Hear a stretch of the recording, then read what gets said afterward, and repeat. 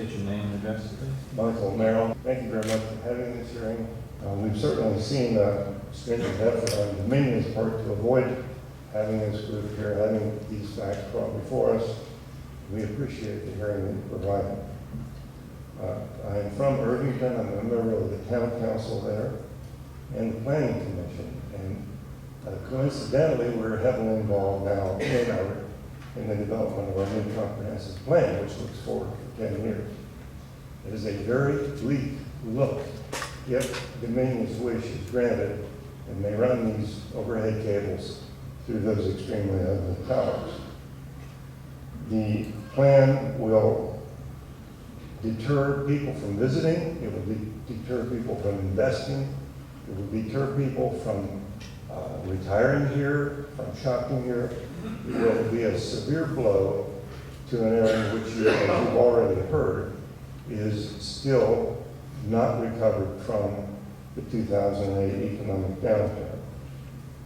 So we've asked you to consider the fact that we would have a severe level of harm immediately when construction begins, because people will be coming across that bridge, and instead of looking out at an idyllic vista, they're going to be looking at heavy equipment, materials being brought out there, towers rising up from the riverbed, and that'll become more interesting, I'm sure, as more people and more equipment and more supplies are brought out, and then they start to react with horror as they see what the end result will be.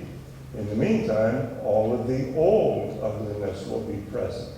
All the 7 existing towers, the 14 bridge attachments, the overhead cables, that will all be there as the towers are built, the lines are strung, the testing is done, and then at some point the dismantlement of the existing ugliness begins. So this is not a short movie. This is a very lengthy procedure which is going to chase away a great deal of badly needed commerce, investment, and new residents from our area. Now, we don't have scenic mountains. We don't have waterfalls. We don't have interesting rock formations that people can climb. We don't have mountain biking courses. We have one thing in plenty, and that is beautiful river and bay views, water sports, and quite a few very nice beaches. We have an idyllic, rural, historic setting, and we prize that very highly. It's essential to us. It is our personality, it's our character. And we think that Dominion has shown no regard for that whatsoever in evading even a polite discussion of the alternatives. So I think that just about anything that Dominion advances in support of their request must be scrutinized with great care. Now, with respect to, even take a small example.